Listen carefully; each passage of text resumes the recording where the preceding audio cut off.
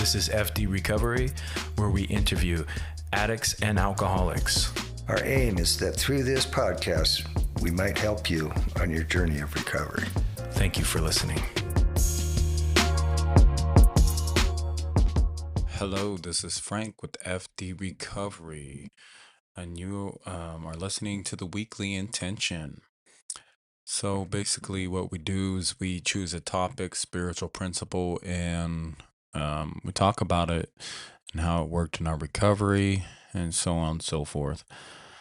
So last week was remaining teachable. I'll tell you how it went in my recovery, and we'll talk about the week coming, which is God's will, right?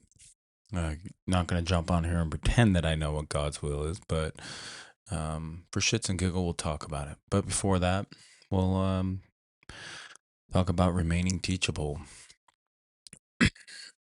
There's, it's been a long week, so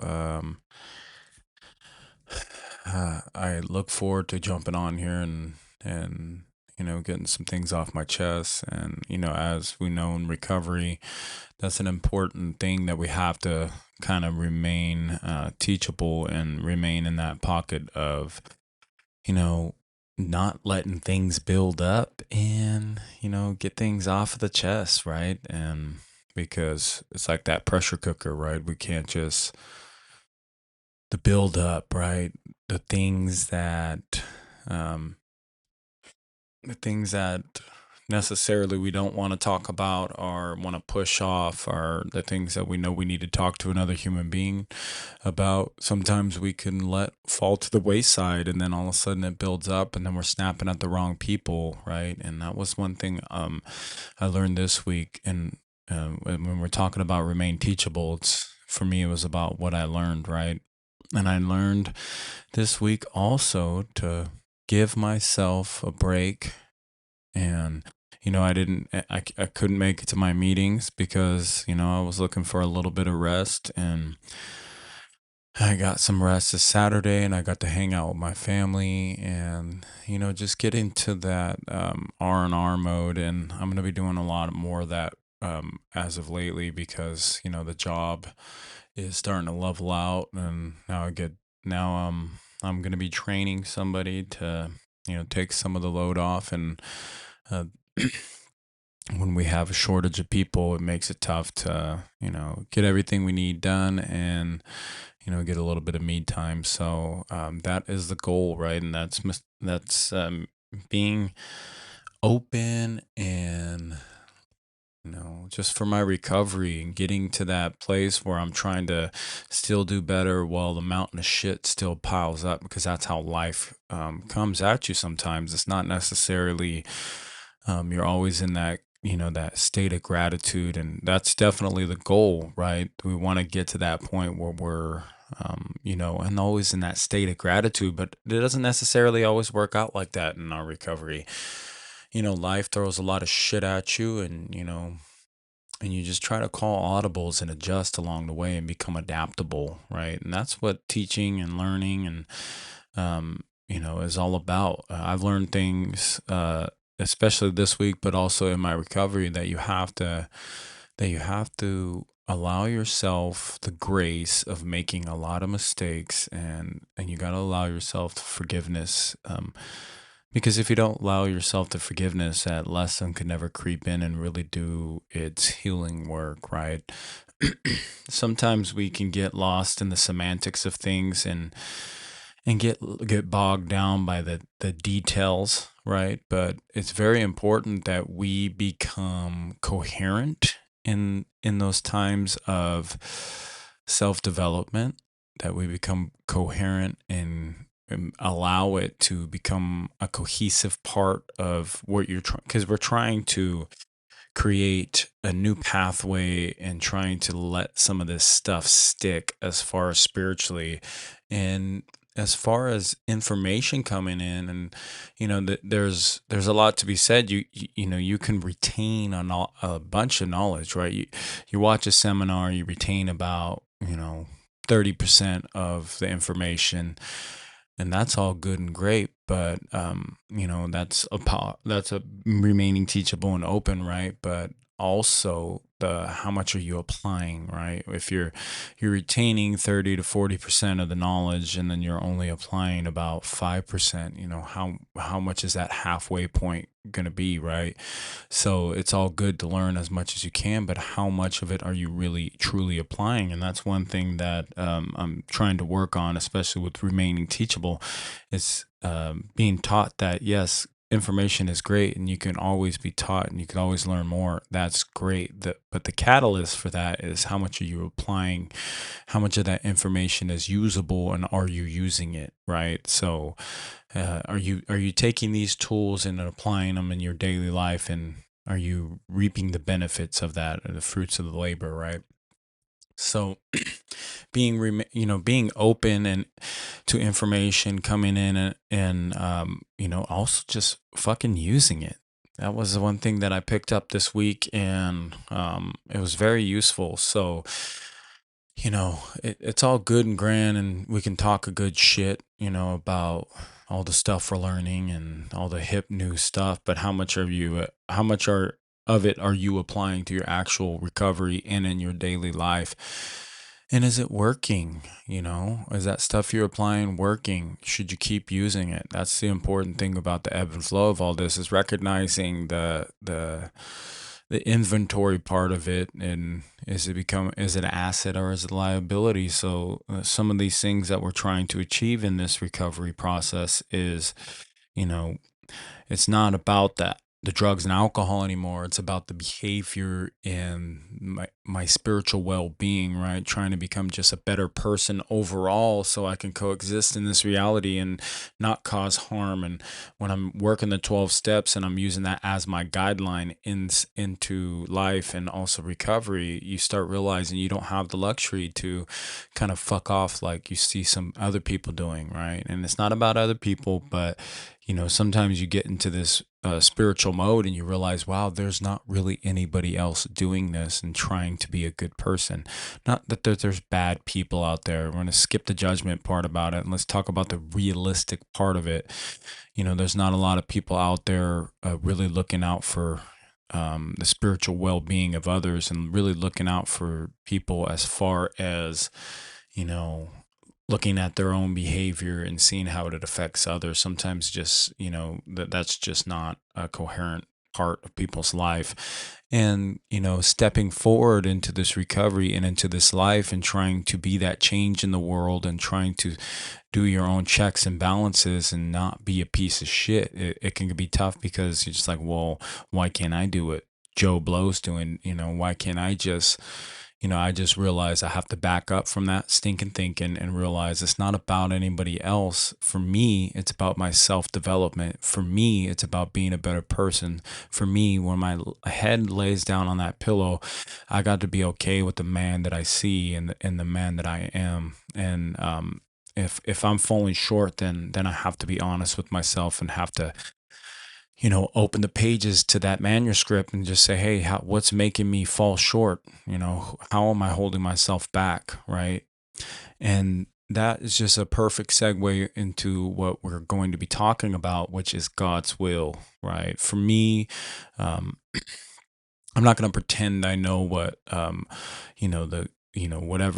whatever's out there in this world that's been watching my back from day one. I know it's very fucking real. And I'm not going to sit here and try to convince somebody that's godless to believe in some sort of higher power. That's not my job. What my job is for me on this plane, and this spiritual plane, right, is understand that there's a spiritual warfare, whether you like it or not. There's something happening behind the scenes that is pulling our soul, our spirit, whatever you want to call it, our attention, our reality. It's pulling us towards a certain directions that have all thoughts, behaviors, and there's activities out there that we can connect to very energetic and on a very spiritual level. And until we allow ourselves to be opened up to the grand conspiracy of God, right, that we talk about, because that's what I thought it was, just this bullshit conspiracy, right? And I say that jokingly, But until I started opening myself up to this whole universe of there is a higher power and there is a purpose, I started getting a preview of a sneak peek behind the curtains of what God's world really is. And and the reason why I chose God's will, right? And there's a lot of resetting the calibration when you're coming in recovery about, we've been in, for me, it was like I was in my own self will for so long. And what self will looks like for me, is exactly what it talks about in the big book, where we're trying to adjust the curtains, we're trying to move the lights. It's the person that's trying to do all the workings of God's world, right? It's God has a job and I'm not qualified to play it, right? And in just understanding what this whole world of self will and God's will, understanding what the caveat behind it is. It's, when we're trying, for me, it's when we're trying to play this whole omnipotent, like we got everything figured out, or we can handle everything.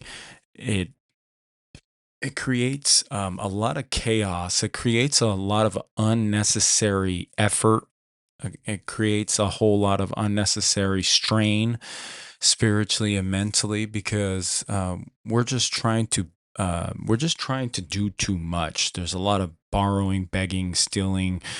There's just a lot of energy and effort trying to control the flow of life. And river is headed in the direction of where it's headed. Unless we're some omnipotent waterbender, I haven't mastered any skill of directing any flow of life except for chaos. And learning the whole energy patterns of my own life, and the own if you want to call it, the flow of what's going on in me, and understanding that I'm not in full control, right? There's a lot of things that happen. I'm in control of a couple things, and that's my choice, the way I behave, what I do to others, and so on and so forth. But everything outside of that hula hoop is definitely not my responsibility. What you think, what you believe, what you feel, that's not my responsibility. So, but I played God for so long trying to manipulate those factors, and I was pretty good to a certain point, or at least I thought so. But there's a time and place for it all to come ahead, and realize that we're really at the mercy of what God has in store for us. I think back about all the efforting and all the bad choices, and it was all part of God's plan. Although it could have been smoother, the God had a purpose behind it, and I see it now. If I would have changed one thing, I wouldn't have the life I have today. So today, without too much effort, and don't get me wrong, I try to pull my will always back into my control. But what it means for me to be in God's will today is prayer, meditation, helping other people, acts of service. This podcast is God's will for me. I'm no false illusion that I make it here week to week to make sure I share something. Because if it can help just one person out there, that's my mission. That's my purpose. And God put me on this earth for what I'm exactly doing to right now, and the place I'm at, and the job I have, and the people I affect, and whether good or bad, this is all part of God's plan. So I just got to hone in on that, and stand up to the occasion of what God has in store for me. And today I no longer, I was so afraid of being being this person, or the responsibility of trying to be a better person and also be a man of my word. And I found myself so strung and far out, because I just didn't have any skills, right? But today is a little bit different. I'm listening to God's word. I'm listening to God's spirit within everything, and I'm allowing it to direct me in such a way to where, in the end, my selfish needs aren't forefront. And I'm trying to put my best foot forward and stay in God's will and to the flow of life, right? And that just puts me in a better position to receive God's blessings. Without getting too too philosophical or too spiritual or too whatever. It's just a simple process of allowing yourself to stay in the prayer and meditation mode and allowing God to do his work, allow God to enter people into your life and allow that information to become apparent, right? Because, I hear when a teacher is ready, the student will come, and when the student is ready, the teacher will come, or and vice versa, right? When the teacher's ready, the student will come, and when the student's ready, the teacher will come, right? Because no matter what, both of that, you're always interchanging those positions. If you're doing it right, I guess there's not a real right way to say that, or right way to do any of this. It's just kind of a chaotic mess. But when you're right in that pocket of God's will, you start realizing that there's a teacher and student in all of us, and it's a beautiful ebb and flow when you're starting this spirituality in this walk of life. If you're just trying to exchange this, it's hard to say, right? You get on this path of learning and growing, and the people you attract into your life, they're usually doing the same thing. And whether it becomes a good or bad situation, you allow yourself to be teachable, and you allow yourself to grow spiritually, and you realize that it's all part of this grander picture, right? I don't have to understand how my vehicle works. I just realize there's a mechanism behind it that's allowing it to go to and fro and stop and brake. And I have I have enough faith in the mechanism behind it to allow me to continuously jump behind that wheel and know that I'm going to be safe, and allowing myself, because we all know what it's like to have a piece of shit car, and it's like, man, it's always in the shop, and that's how it used to be. I used to jump in my my jalopy of faith, right? And my understanding of spirituality. And it was just this jalopy that would always be running empty, always breaking down on the side of the road. But, the difference between an old jalopy and a brand new car straight off the lot, know that you have zero problems with. And today, that's kind of spiritual car I try to jump into today. And I know that's a weird representation, but it's totally where I'm at. It's like, the stress of having just a car that you don't know if it's going to start or going to be reliable. It might start, might get you where you need to go, but you're not coming back. So you have to have AAA, all of it. And that was the representation of my spiritual kind of get up, right? I had no faith in God, and the little that I had, it didn't get me anywhere. And it wasn't long lasting, and I was so flip-floppy about it. It was just like a bad car. You didn't know what it was going to do. So today I'm trying to maintenance my vehicle, my spiritual connection with God, and try to open up, use God as my Google Maps, right? Because it's never going to steer me wrong. I'm always right where I need to be.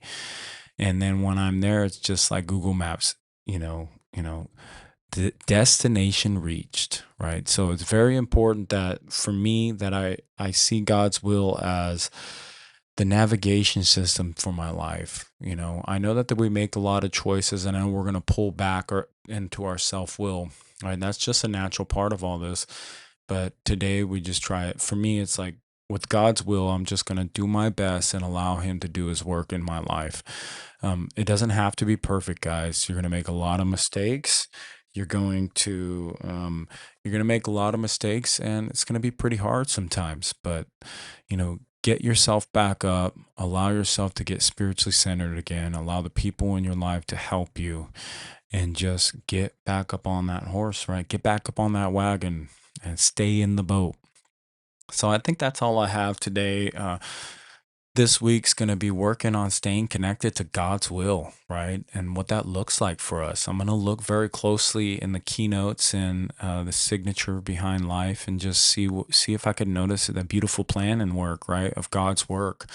See what his will for me is. Because I know when I'm in self-will ran rampant, I'm in a bad place. I'm always looking for more, and I'm always looking for obsession and those kind of, just in that bad way. So this week I'm going to be focused on God's will for me and God's love for me.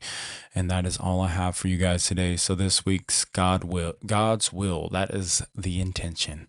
I love you guys. This is Frank with F.D. Recovery. We out. Peace. Thank you for tuning in to F.D. Recovery. A reminder, be kind to yourself on this journey of recovery. Also, call your sponsor, get connected to local support groups, and for one day at a time, stay clean and sober.